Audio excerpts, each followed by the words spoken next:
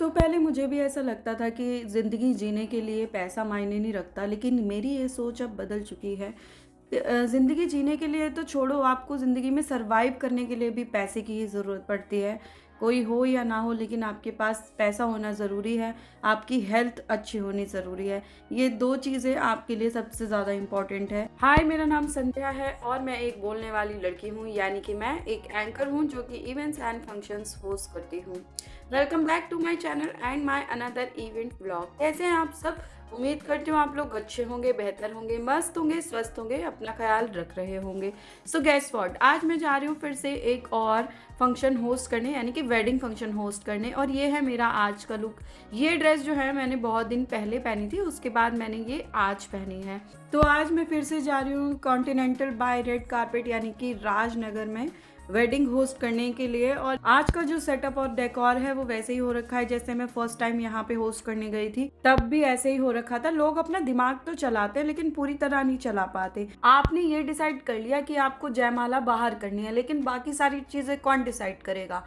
ना ही वो event manager को पता है, ना ही किसी को पता है। लेकिन मैं एंकर हूँ, मुझे कैसे काम करना है वो मैं बहुत अच्छे से जानती हूँ। कई जगह पे ऐसा हो जाता है कि सबको लगता है अरे ये करना है, वो करना है, उन लोग को लगता है कि वो सब कुछ परफेक्ट कर रहे हैं, लेकिन मेन चीज़ें उनको पता नहीं होती कि एंट्री कहाँ पे होगी, क्या है नहीं है। किसी को कुछ पता ही नहीं होता। फिर मैं जाके उनको बताती हूँ भाई ऐसे नहीं, ये चीज़ ऐसे होगी, ये चीज़ ऐसे होगी। तो ठीक है, कोई बात नहीं, अगर उनको वो इवेंट प्लानर होते हैं उनको ज़्यादा पता होना चाहिए। लेकिन फिर भी जहाँ पे मुझे लगता है कि मुझे अपनी थोड़ा सा ज्ञान बांटना चाहिए, वहाँ मैं बांट भी देती हूँ।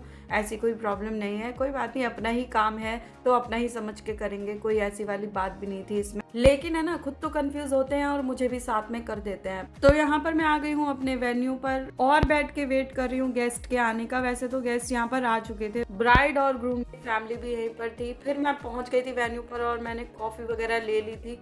उसके बाद यहाँ पर हम लोग सब कुछ देख रहे थे। यहाँ पे हवा ववा चल रही थी बहुत ज़्यादा, लेकिन फिर भी डर के आगे जीत है वाला जो सीन है ना, वो रियल में ही हो गया यहाँ पे। लेकिन क्योंकि उनको जो है ना जयमाला आउटसाइड पर ही करनी थी, जो सेटअप उन्होंने करवाया था वहीं पर, उनको कोई फ़र्क नहीं पड़ रहा था आंधी आए या तूफान आए। उन्होंने डिसाइड कर लिया कि करना है तो करना है। पर भगवान ने भी थोड़ा सा उनसे मजाक मस्ती किया और उसके बाद वापस कह दिया चलो बच्चों, तुम भी क्या याद रखोगे, कर लो, जाके जाओ अपनी मन की इच्छा पूरी।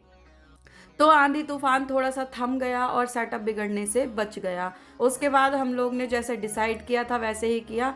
बारात आगमन हो चुका था। उसके बाद यहाँ पर हो रही थी ब्राइड की एंट्री एंड इसके बाद हमें करवानी थी जल्दी जयमाला सेरेमनी बिना टाइम गवाते हुए। लेकिन हम तो क्या ही टाइम गवाते, इन्होंने खुद ही इतना टाइम लगा दिया। और जो ब्राइड है ना, इतनी प्यारी लग रही थी, और ब्राइड की जो मम्मा थी ना, ब्राइड बिल्कुल उनकी टू कॉपी थी। वो भी बिल्कुल सेम टू सेम, मतलब कि दोनों को देख के ऐसा लग रहा था कि मैं एक ही इंसान को देख रही हूँ। इतनी सिमिलैरिटी थी दोनों मदर डॉटर में। और ये हूँ मैं अपने स्टेज पर हमेशा की तरह जगमगाते हुए, चहचहाते हुए। और अभी तक आपने मेरे चैनल को सब्सक्राइब नहीं किया है तो प्लीज़ कर लीजिए। फेसबुक पेज को भी फॉलो कर लीजिए एंड इंस्टाग्राम अकाउंट को भी फॉलो कर लीजिए। और इन्होंने दो दो बार मुझसे एंट्री करवाई, पर ठीक है, कोई बात नहीं। उसके बाद वाइंड अप हो गया था और मैं घर के लिए निकल गई थी, घर पर पहुंच भी गई थी। तो ये मैं आ गई हूँ घर पे और उम्मीद से परे ही चीज़ हो गई। आज तो मैं जल्दी फ्री हो गई, वाह, मुझे बड़ा ही अच्छा फील हुआ कि मैं जल्दी घर पे पहुंच भी गई। और अब मैं जल्दी से चेंज वेंज करूंगी, फिर रेस्ट करूंगी और बहुत ज़्यादा आराम करूंगी, क्योंकि बैक टू बैक जब इवेंट्स चल रहे होते हैं ना, तो रेस्ट की बहुत ज़्यादा ज़रूरत होती है। तो चलिए इस ब्लॉग को यहीं पर एंड करती हूँ, मिलती हूँ नेक्स्ट ब्लॉग में, बाय।